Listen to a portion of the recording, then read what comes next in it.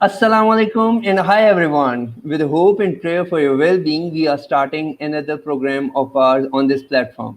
Today, I'm happy and delighted to share with you that we are into our 101st program where we are live with Singapore with a guest. And when we talk about Singapore, we are talking about a country which is dwelled to 5.7 million souls. Yeah, 5.7 million souls according to census of 2018. And we are talking about a safe country when we come to COVID-19 because we have confirmed cases less than 1% of the total population. And this is a great country, safe country when we talk about COVID. Now, coming to the guest, yeah, I'm really delighted to share with you that we are having a guest who is known to be a professional speaker in her social circle, Gallup certified professional, strong believer of action based learning, and an experience in her pocket. Hundreds of the programs she has carried upon live sessions, both as guest and as a host. And I believe that I'm going to learn many things from her today. I'm talking about no one else other than Serene Seng, who has joined us live from Singapore. Let us go to Serene and ask her what pearls of wisdom she has in her pocket for us today. How are you, Serene? I'm very good. Thank you very much for inviting me onto your program. I mean, it's a privilege as well as an honor to be part of your program, and I really appreciate this time that you've taken to come and talk to me. And as you have noted, yes, I'm in Singapore, so you can see all the Singapore landmarks. I thought I will advertise the country. We are still not open to tourism yet. And before we proceed, I'd like to say congratulations on the 101 show. I mean, quite an achievement, 100 shows. Wow. I'm, honored to be 101 guest. Thank you Yes. very much, Sarin. The honor is all mine, and thank you very much for all the appreciation and sharing us few of the details about Singapore. Going back to the subject of today's program, Sarin, before we go directly into the subject, I want to ask you that how the life is treating at your part of the planet. How is life in your personal life or professional life? Tell my viewers something about your introduction. Right. Well, personally, I'm a speaker. Although I must say this, that for most of this year, I have not done much stage speaking. I think I can count on one hand the number of stage speaking I've done because Singapore is one of the first countries to have issues with COVID. So end of January, we already started to have cases coming directly from China.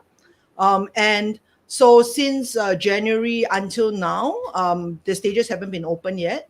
And although there's some small scale events, that's not more than 50 people, but really like conferences and so on have not restarted. And we did go down on a partial lockdown for about 2 months in April and in May. And then in June, we opened on what we call a phase one opening, which is where people go to work and they go back to school, but shops weren't open, the entertainment wasn't open. And now we are in phase two, where shops are mainly open, entertainment has been open, in the sense that cinemas have been available. But Yep. things like, for example, nightclubs, things like dance halls, they're still not open yet. So those are still a little bit, but restaurants are open, shops are open. Life has mostly gone back to normal, with the exception that we cannot travel and nobody can come and visit us. So, and the other thing is we have to wear a mask everywhere that we go. So I'm at home right now, which is why I don't need it. A lot of people are still working from home, although we don't need to anymore. But I would say easily two-thirds of the office workers, if not three-quarters, are still working from home. Other people who have more, client-facing jobs, like hairstylists, for example, dentists, these people have gone back to work. Yeah. Okay, that is great, Serene. When we talk about work from home and all that stuff, I have seen you progress as an progressive individual. As soon as COVID started, you went into yourself into that panel discussion, gathering people from five countries and starting your Serene View series. Then you jumped into that village dialogue of yours. That was beautiful idea to have the people around you to discuss all the new normals, no normals, all normals thing and all those phenomena. Before we go into this new normal or organizational discussion, I must ask you that when you talk about the life coming to normal, what is the meaning of life in dictionary of Serene itself? Yes. Well, for me, I guess one of the things that I really wanted, at least for the Singapore society, is that vitality of whether individually, as a family, or as a society. One of the things I did notice in these 2 months is that although people were closed down, um, people were more in touch, to be frank, with themselves, with their families, Hmm. and oftentimes with friends that are very far flung away. So there was a lot more, for example, Zoom calls with long lost classmates, from Europe and US that we've not seen. So I think that's what I really mean by life. For me, life is about that vitality, the connection between people, the light that you see in people's eyes when you talk to them.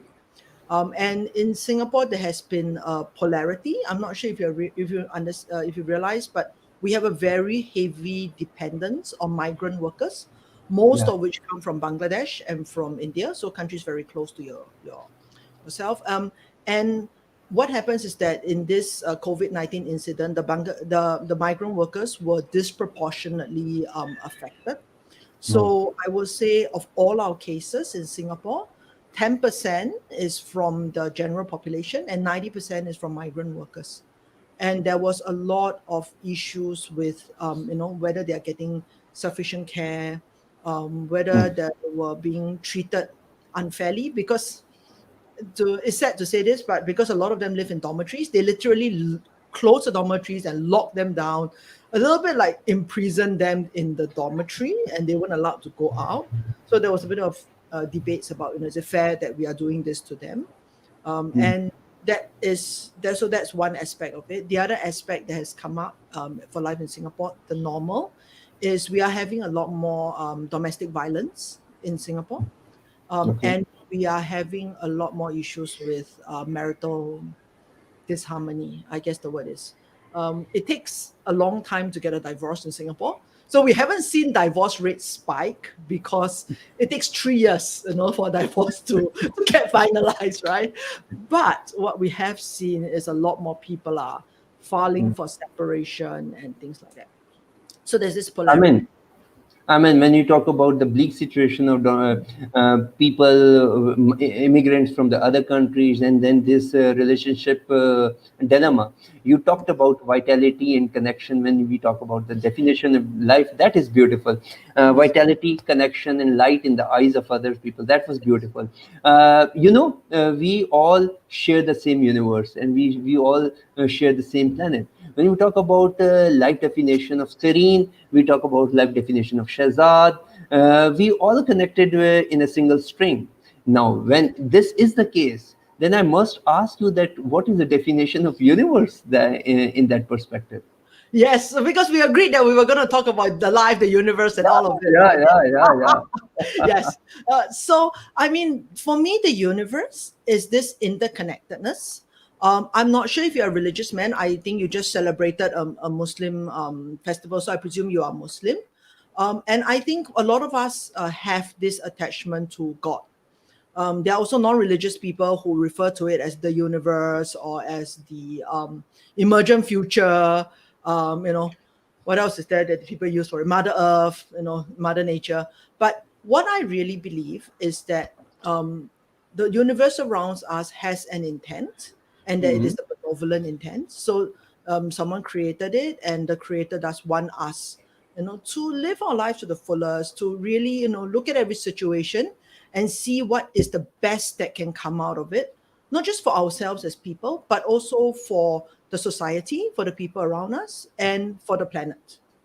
So that's why Beautiful. I think that's a little bit to do with my work as well. But that's truly what I believe. So when you talk about the universe, that's what I believe. I believe it's this, us all working together with whatever higher powers that there are, or Mother Nature, if you want to call it that, working together to try and make things better for everyone and also for our poor planet, whom we are living on and not treating very nicely, unfortunately.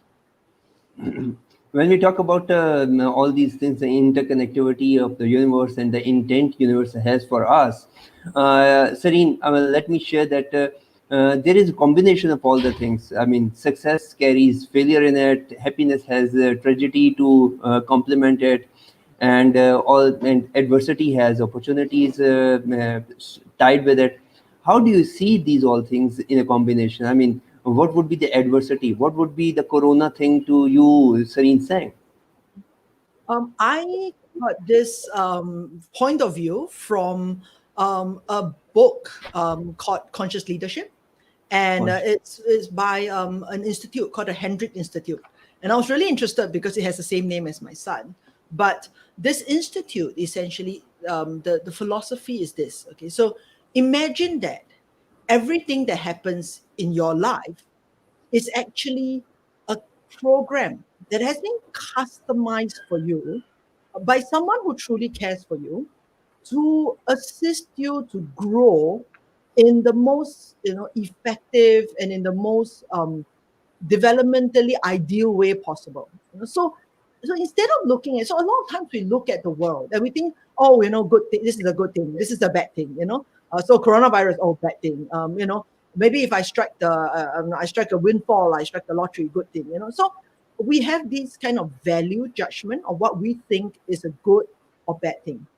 Now imagine if the world, whatever happens in the world, is not good or bad, but it's simply a program that has been designed for us to experience so that we can grow to be the greatest people that we will ever be, to achieve Wow, wow. greatest developmental growth. So every time something happens to me, I mean, whether or not it is true, when I first saw this concept, I was like, wow, I am so going to live my life like that. So every time something happens to me, I think to myself, oh wow, so this coronavirus is something that God, I mean, I believe in God. So God has designed for my greatest growth at this point in time. So how can I make best use of this opportunity to grow as much as I can to end this moment?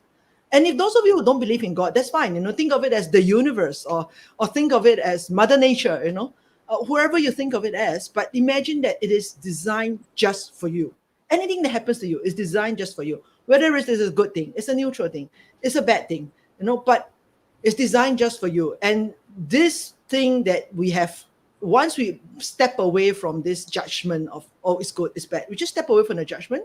Just think of it as, wow, this is the next step in my 80-year program for spiritual development that is going to be just so perfect, right? So when you think of it that way, you'll be surprised. I mean, what comes out of the situations. So just to give you a brief idea, that's to do with coronavirus. So after, I would say, from the end of January, beginning of April, we have had massive cancellations for like a month or two, and then nothing, like complete silence in terms of my business.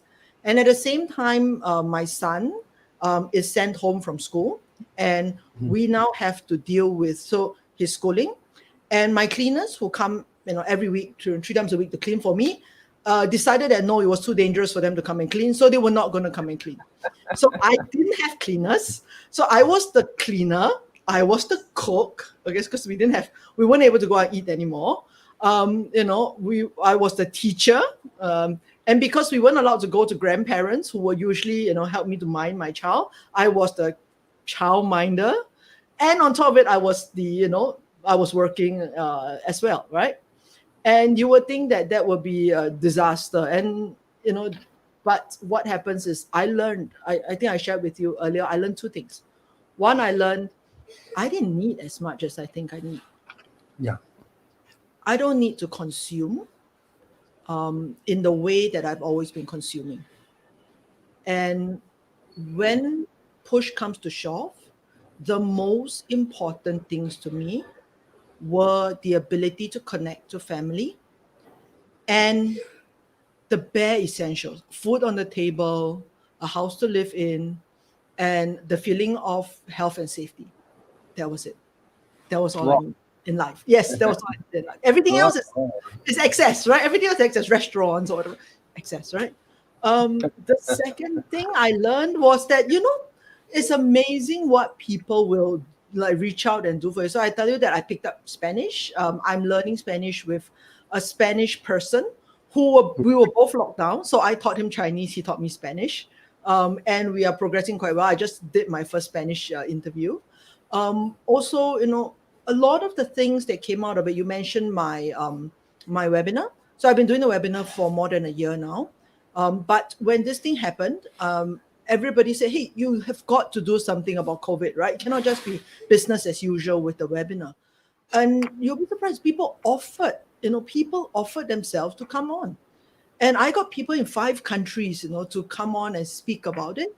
And I was like, wow, I've never had so many panelists from so many countries all agree at the same time to come on. And they didn't just come on for that one session. We did a pre-shout out. We had rehearsals and everything, and everybody was happy to contribute, right? So I realized that people give more of themselves than we would usually kind of like. We don't usually think of it this way. We don't ask people, but actually people give of themselves. People really will give of Amen. themselves. That was something I learned.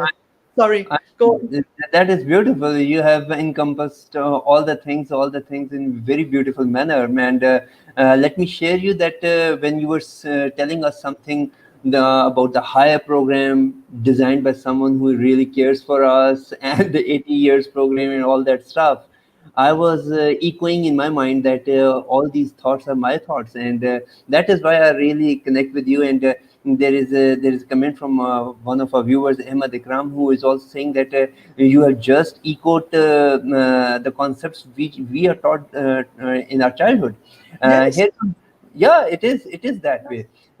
In the meantime, one of my friend from West Africa has asked you a question. Munira Sheikh says that, hello and welcome, Serene. Is this strength coaching from being human group? Confirm. You talk about strength coaching. Will you tell us something about it briefly? Yes, sure. So the strength is not from being human group. It is from Gallup. And actually, it might seem I'm trying to like sort out my hair because I don't know, for some reason my hair has decided not to cooperate with me today. But yes, so the thing is, it's from Gallup. Gallup is a polling organization, as some of you may know. But it is also the developers of the second most used psychometric tool in the entire world. And the thing about Gallup is that, how to explain this to you? The tool. So a lot of the times, people will give you a psychometric tool, like Big Five is the common one, Ocean, right? And they'll tell you that, okay, you're good in some areas, you're not good in other areas. Yeah. Or they will tell you things like, oh, you are, it's good to have a little bit of, let's say, openness, but you cannot be too open. So that is a little bit of like kind of how people design psychometric tools, but Gallup has a completely different approach to it. So when we talk about strengths, Gallup only looks at your strengths.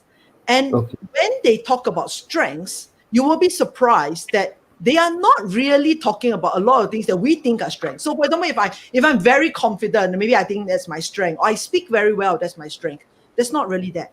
What Gallup does is Gallup's look at all of human compulsion. What do I mean by human compulsion? So, okay, you go to a lift lobby, right? There are people who will press the lift once and then they will just stand there and wait. And there are Yeah. people who will press the lift and press the lift and press the lift and press the lift and press the lift until the lift comes, right? And it's not like they gain anything from pressing of the lift, but it's a compulsion, right? They just feel the need to do it. And what Gallup, the founder of Gallup, which is Jim Clifton, did is he went to go and study all of these human compulsions. And what he did was then he typified it down, and the number is very odd. It's 34. So it's like neither here nor there. It's a very odd number. But he really typed them down into 34 different groups. And based on these 34 different groups, what he tells people is very simple, which is if you feel compelled to do something, That Mm-hmm. is strength. So you may be thinking, keep pressing the leave button is a strength. To Gallup, it is a strength. And if you can find a way to understand this need to keep pressing the button, and then to direct this urge towards the fulfillment of your goals, you will be unstoppable. And I love the concept of that, because one of my beliefs, one of my innate beliefs, and it comes from American Indian belief, is that every child comes to the world bearing a unique gift for the world that only the child can give, unique Yeah, to this person, this child. And yeah, whatever it is that you feel compelled to do in your life, whatever, you feel compelled to keep talking, you feel compelled to keep pressing the lift button, that is an inherent part of your gift, because you are given this ability to do something that anybody else will not want to do, will not be able to sustain as long as you can. And so if you can just understand it, not reject it, because a lot of times we reject these parts of ourselves and we think that, oh, we are so terrible, we are so weird, but accept it, and then find a way to use these gifts to move towards your goal, mm, move towards what you want to accomplish in life. It's extremely powerful. I mean, in all my coaching systems and tools that I've learned, I will easily say that for an individual coaching one-to-one, this is the most powerful tool I've ever seen. Most powerful tool. Like, just tell me, like, Serene, Shazad, just tell Serene, me anything you hate about yourself, and I'll tell you how it is a gift that you can use, to yeah, it achieve. is. Yeah, it sounds so good, right? Yeah. And it compels me to a question. I cannot stop myself asking this question. I always have believed that everybody in this universe is designed to live his or her life up to excellence level, right? Mm, And we are made that way. Now, yes. your comment contradict a little bit in that context. Let me ask you a question Mm, by selecting the pure words of selection of the mind. So you say that whatever I have out of those 34 groups of the qualities and the strengths of the human being, these are given to me to serve that specific purpose I carry with myself in the universe. mm. So if that purpose says that I don't have to go up to the excellence level in order to fulfill my purpose, is that fine enough with me? Or is that mandatory for everybody to go to the excellence level in whatever he or she do? Okay. So I think perhaps when I was I'm explaining, sorry.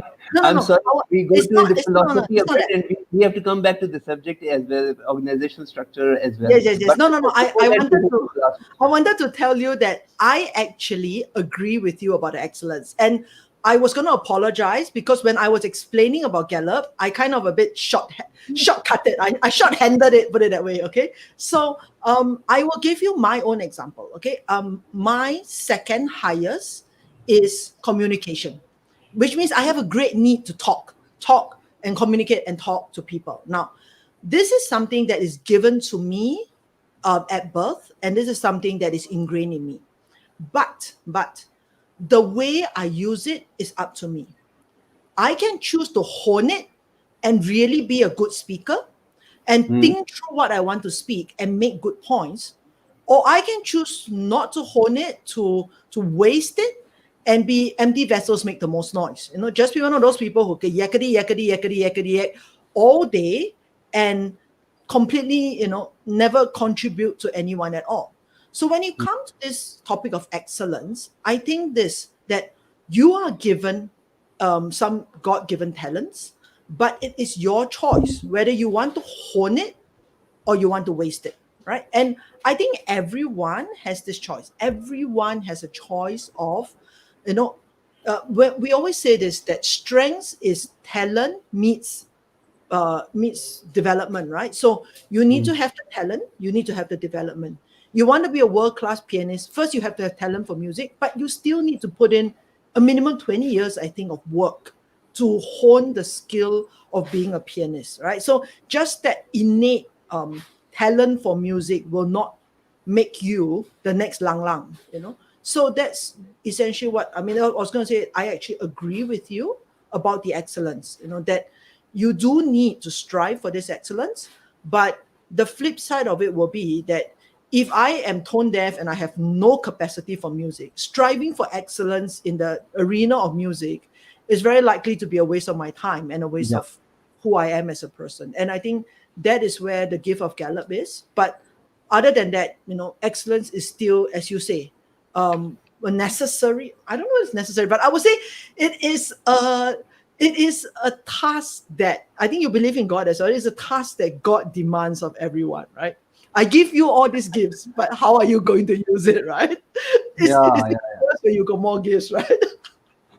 Serene, you have the ability to nail down the things rightly put in the right perspective.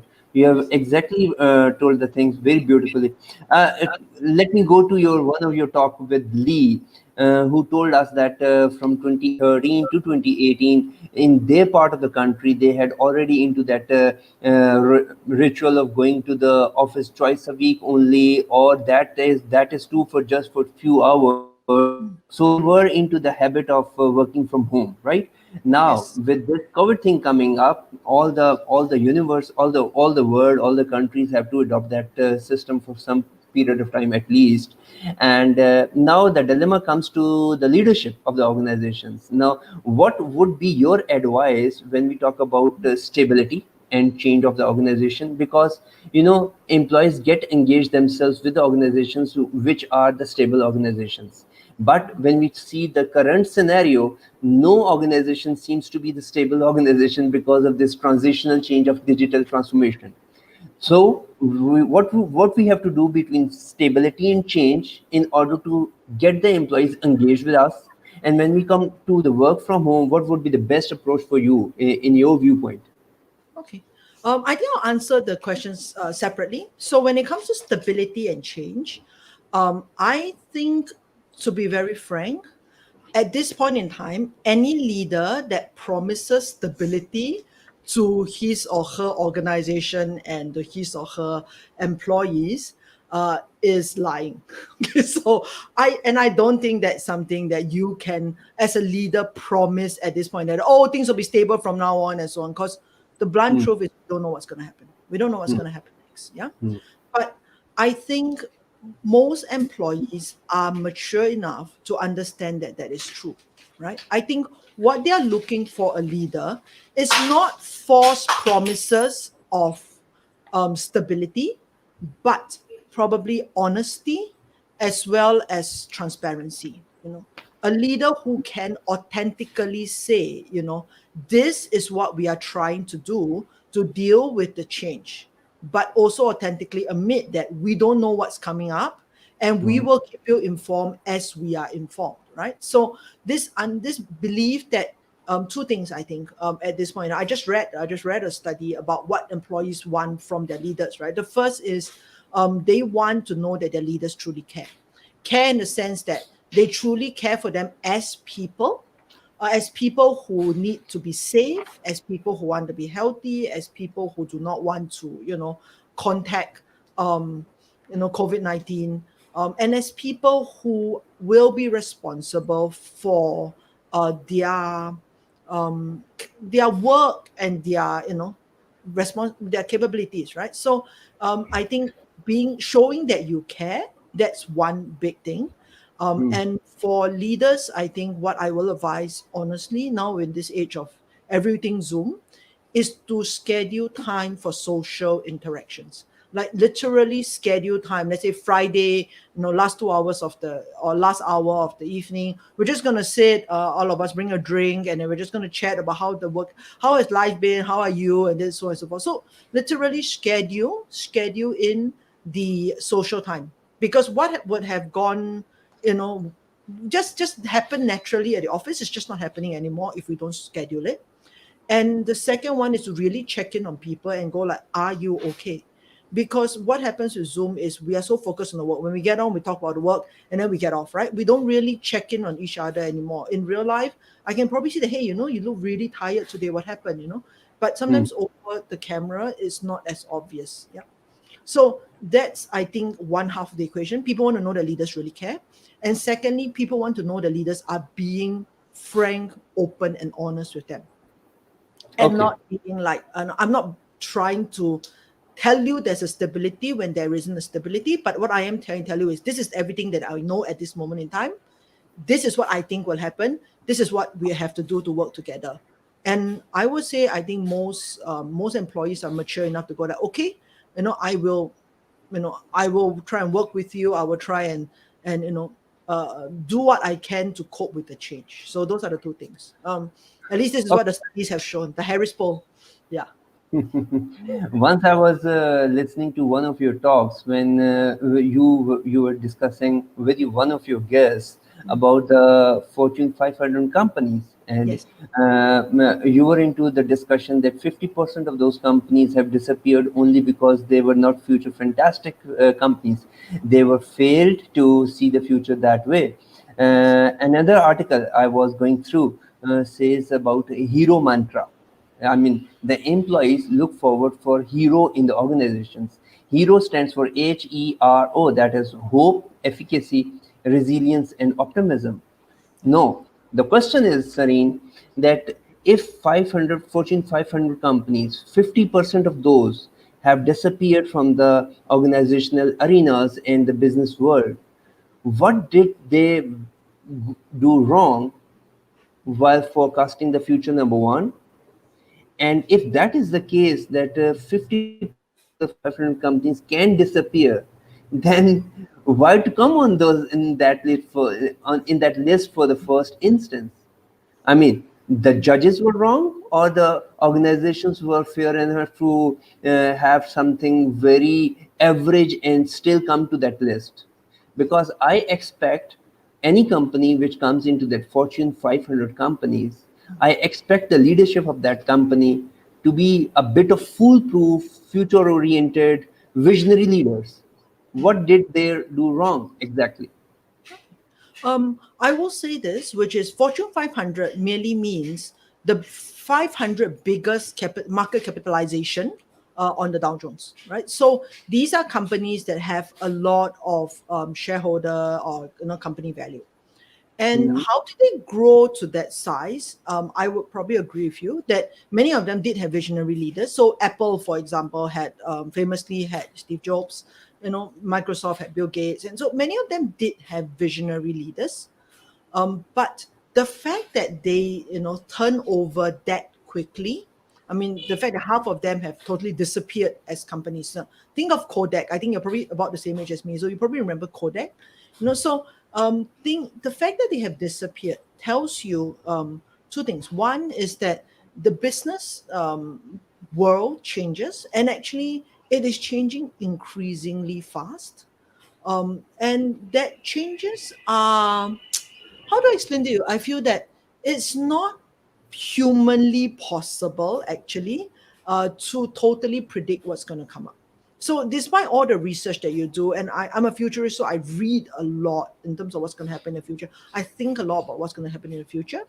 But Mhm. one of the things that is also true of the world is that there are many cross tendencies, correct?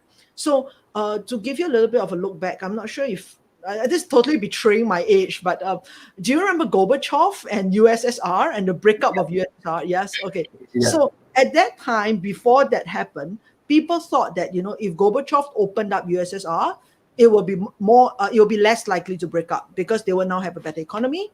So they thought, okay, either Gorbachev stop the opening up of Russia, of USSR, sorry, and USSR will break up, or Gorbachev opens up USSR and USSR will be maintained. What they didn't think was that it could both be true and or. So instead of an or, it's an and. Gorbachev did open up the USSR and they became Yeah. very much more of a market economy, and they also broke up. So a lot of the times when we look at COVID-19, we don't think of it, we think of it, oh, maybe this will happen or this will happen. People will work more from home. And therefore, let's say, for example, that companies will be more digitalized.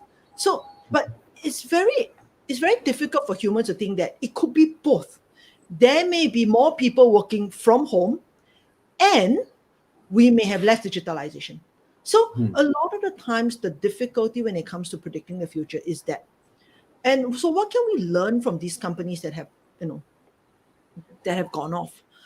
I would say we should learn two things. If you are not a Fortune 500 company, you should be very happy because it means that you have got as good a chance to go up there as anybody else, right? If Yeah, half yeah, of them drop off, like if they've been there for the last 500 years, and it's like they're impossible to replace, then that's one thing, right? But if half of them drop off all the time, right? If you're yeah. just starting your company, you're a small, medium-sized company, you got a fighting chance. You got at least 50% chance to go up there and take a seat up there. So that's the first thing you should be happy about. And the second thing is that it's less about predicting the future, about long range planning, strat plan, and so on right now. And actually has been for a couple of years. It's more about really this moment in time, being present to what's happening right now and what is the emergent future that is coming up right now, this moment. And then take that one step. And then 2 weeks down the road, look at it again and go like, okay, what is the emerging future right now, and take that one step again. And I promise you that if you stay continually present to the present, continually aware of the best possible future that may come up, that you will stay in touch with reality, in touch with your clients, in touch with your employees. And this staying in touch will then enable your organization to grow and perhaps to move, perhaps to morph. And as on a personal level, I tell people don't get too attached to your notion of yourself. On an organization level, I tell people don't get too attached to your notion of your organization. I mean, if Kodak would give up the idea that they are a film company, might still be around today, right? Mm, Which is mm, mm. exactly what Fujifilm did. Fujifilm is still around today, in case you didn't know. But Fujifilm makes out of their entire sales, they make 0.1% of their sales is film.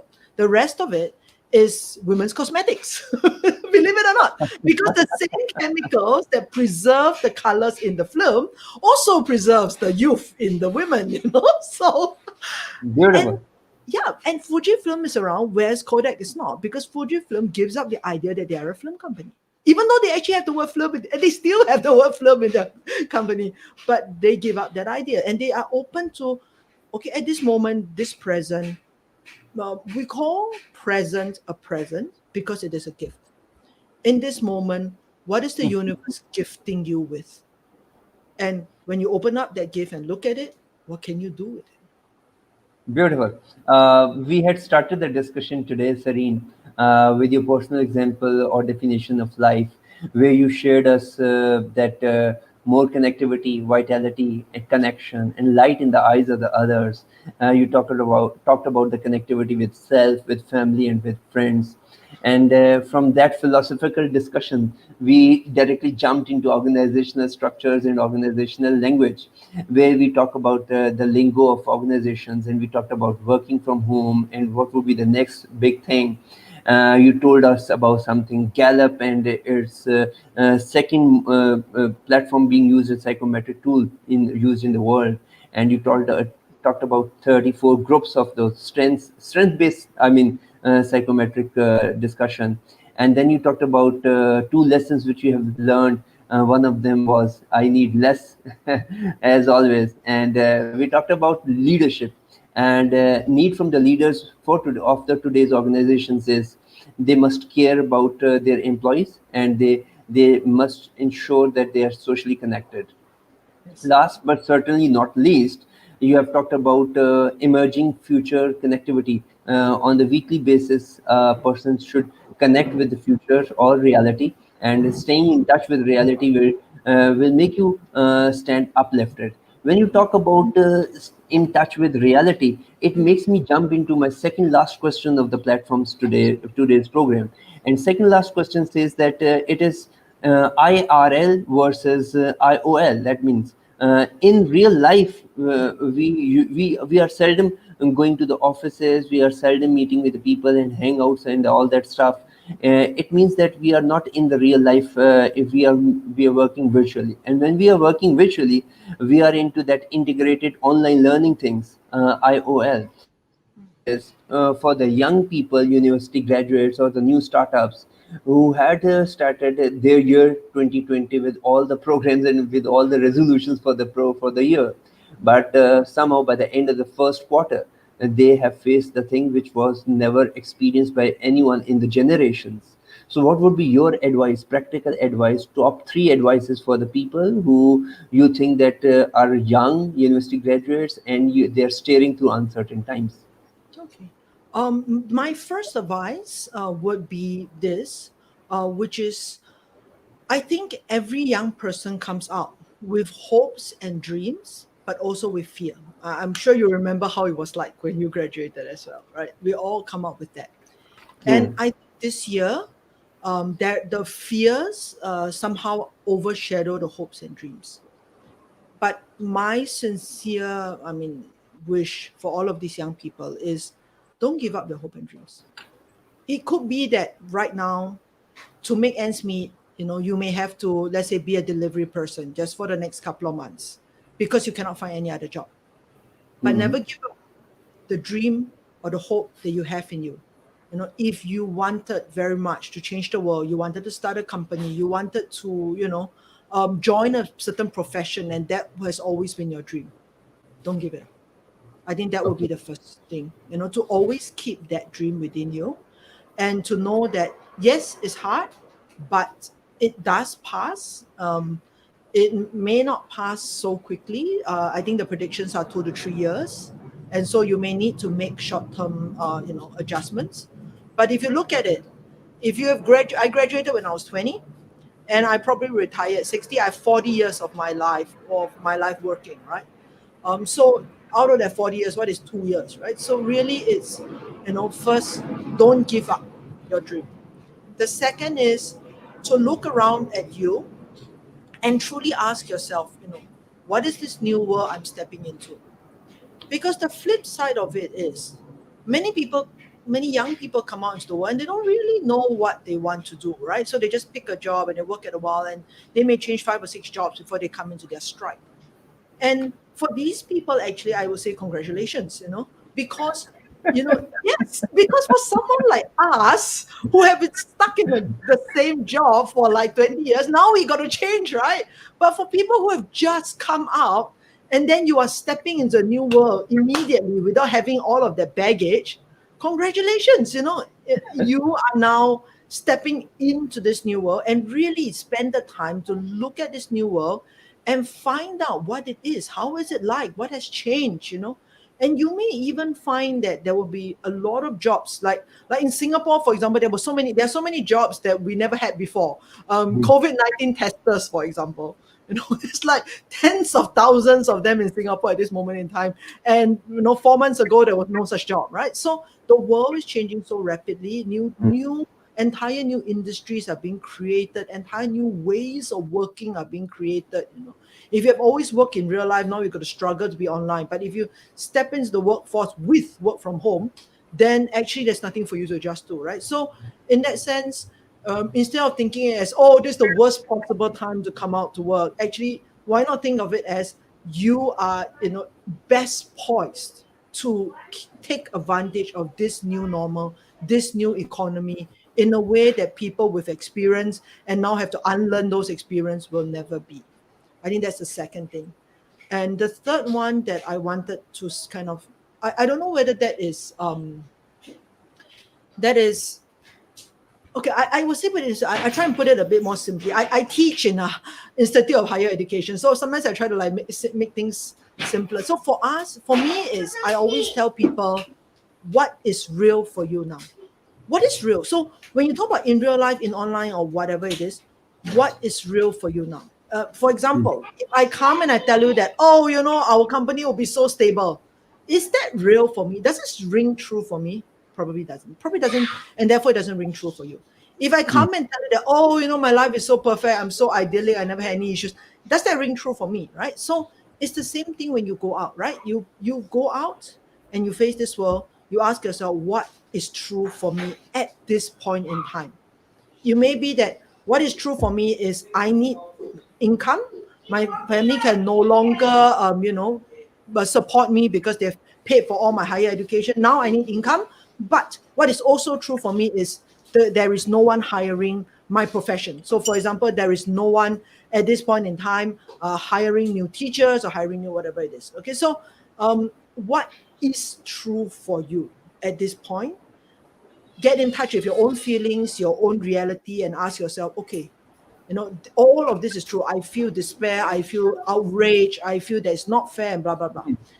Get in touch with all of that and ask yourself this only just this one question: what is the one step that I can take? One step. Good. I once heard a talk from Marshall Goldsmith, and it really made a huge impact on me. He gave an analogy of golf. So I don't play golf. This is his analogy, and his analogy is like this. He says that imagine that you're playing in a golf tournament, in your club, and the people in front of you are, just not taking it seriously. They are drinking, they are throwing their trash all over the place, and then they disturb your ball as well. And now you step up, they have finished playing and they go off, and you step up to the green, and there's like trash here and there. Your ball has obviously rolled away from where it used to be. But the thing is, what do? You can stand there and curse the people in front of you. You can stand there and lament about how this ball was in a much better position and now it's in this terrible position. How am I going to win? And so on and so forth. Or you can take a look at where the ball exactly is at that point in time. Think about what your strategy is going to be. What is your end goal, right? I am, ahead of the game. So all I need to do is play a safe game to win. I am behind. I need to take a bigger risk in order to be able to win. What is your strategy? What is your position at this point in time? And take the shot. Take the shot. And at the end of the day, that's all I can tell these young people, which is, yes, all of this has happened. You can grumble about it, but the only thing you can do is look at where you are exactly. Think about what your strategy is going to be. Like, what is your end game? My end game is just put bread on the table for my family. My end game is to position myself in such a way that I would be able to go back to the lawyer, to become a lawyer or an accountant when the jobs become available. What is your end game? And then look down and take the shot. One shot. Take the best shot you can right now. And then after this shot has flown off, walk to where the next ball is, look at it again, take the next shot.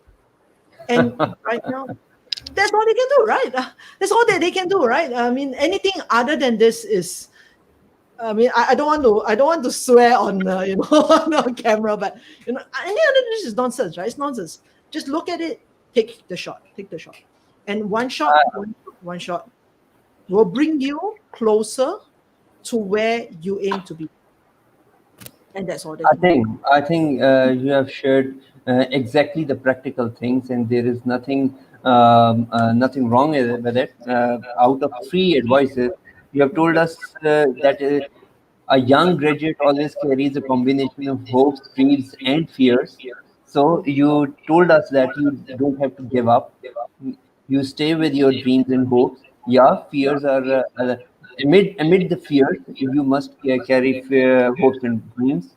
Then you should know where the world is stepping up. And number three, you told us to take at least one step every day or every moment. So here comes, before we go to the last question of the program, one of my audience wants to ask that, please do ask. I'm a very new startup. COVID has stopped everything. I Okay. have no hope for tomorrow. Okay. What can I do in next 2 hours to earn something to survive? I mean, this is time bounded, Serene. Mm. The questioner, the lady is asking for the next 2 hours game plan. Okay. Um, I okay, I put it this way. I don't know what is available to you at this point in time. Okay. I think when you say I need to do something in the next 2 hours to survive, I don't know whether it means you need to earn something within the next 2 hours just to survive. Okay. So if you need to earn something within the next 2 hours, then I don't know which country you're from, but in my country, it will be sign up to be a Uber driver, sign up to be Uber food delivery person. You don't even need to have a car. You just need to walk to the food store, pick it up, and send it to the person's house, and you can get money within the next 2 hours. And signups are ridiculously simple right now. But I'm being a bit facetious. What I really wanted to say is this, which is I think the question is twofold. Okay. Um, Part of it that I hear in your words is a sense of despair that you have no hope for tomorrow. And for that, I will say this. I mean, I just read from another person that, in the Quran, they also believe that God has a plan for you. You look like a Muslim person to me, so I presume that you also do believe in that. And I think this is the point in time where you need to believe that if God gave you these circumstances are the best possible thing you can face to grow into the biggest person you can grow into. And that is a more emotional, mental thing than it is physical. So really that faith that this is the best possible thing that could happen to me to shape me and mold me to be towards that growth that I need to grow. That is half the battle, right? Without that half, nothing practical will be of any use to you. So that half is something that you really need to sit down and I think the best way to say it is sit down and have a frank talk with God, like sit down and really like, talk to God and go like, God, come on here, come on now, help me out here, So that's the best way I can put it. Now that is half. The other half is the physical. um, I would advise you to do this, which is sit down, list down everything that you have at this point in time, Hmm. all of your capabilities, all of your opportunities, all your strength. And it may not be a very long list, right? You may only have two or three opportunities, may only have a little bit of this or that that you can do. And if that is true, and you come from an area where there are not many opportunities, it's like what I said, right? Look at it and ask yourself, okay, what is my strategy? What is my number one strategy right now? Is it I need money so I can put food on the table for my kid? I don't care what I do. If that is it, then pick the one thing. Just pick one thing and do it. If it is not that, if it's more, okay, I have this startup that it is my love and dream to do, what can I do to get my dream back, right? I mean, I don't have a bread and butter issue right now, but I want this startup to survive. I want this startup to still, be a company to flourish. What can I do? Then that is an entirely different proposition altogether. Then you need to sit down and go like, okay, who still has the money? Where's the money gone to, right? Money doesn't just disappear in the world. It goes somewhere else, right? People are spending less on, let's say, pens, for example. I haven't bought pens in a long time. I bought tops, but not pens, right? Because I'm on Zoom. But people are spending more on facial mask, right? So where has the money gone to? Where has the money been diverted to? Can I, retool my startup to go where the money has gone? If your dream, for example, is to help the world, then there's actually, you might say, hey, I can help the world by doing this, I can help the world by doing that, right? So it really depends. If your dream is to, make women beautiful, for example, there are 101 ways to do it, right? So really think about it, instead of narrowly defining it as, oh, I want to sell makeup, right? No, but there are so many other ways, right? So really, I guess the question is more, where are you really at? That reality check. Then what is your goal? What is your ultimate goal? And so because that goal will then determine your strategy, right? If my goal is I need money, I need it now, my kids are starving, I need food, or my goal is I want my startup restarted, or my goal is, I want to, carve a different niche for myself, or whatever your goal is, then from there, what is my first step? What is my one step? And maybe there's not that many steps. Maybe there's two things that you can do. One of which is more horrible than the second. Then do the second one. Just do the second one, right? Do the less horrible of the two. Yeah. Yes, right. So I think that is it. But I mean, my bigger concern will really not be the practicalities. My bigger concern really is that phrase that says I have no hope for the world. Because without that faith, that hope, the rest of it It's no point. It's no Sareen, point. I had one more question, but I don't think that it is more relevant right now because these are the best words to close the program for today. You have beautifully quoted and you have knuckled it down and you summed up beautifully. Before we close the program, Munira says that brilliant thoughts and well expressed. Thank you. Brilliant thoughts and well expressed. Thank you. Our masters in Pakistan and young generation around the world have to comprehend this. And I believe that this interview must go recorded versions around the world with people listening to it and working on the phenomena which we have discussed in the last 1 hour or so. You have quoted that God cares for you and He plans for you, and this is the plan which He has designed for you, and you have to believe that He is one of the best planners, best of the best planners. With these beautiful thoughts from your side, I really thank you for your wisdom sharing. I'm humble and obliged upon your time sharing, wisdom sharing. Take very best care of yourself, and Thank you. see you again.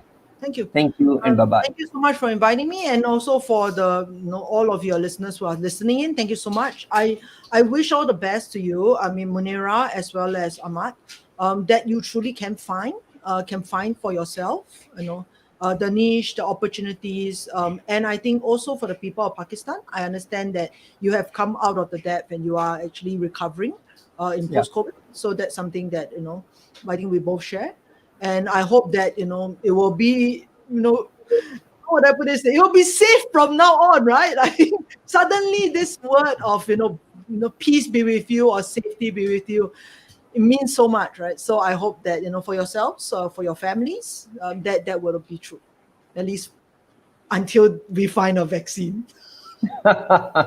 Yes. Enjoy your time with your family. Thank Say you. bye bye and see you Thank you so again. much. Thank you. Thank you. Bye bye.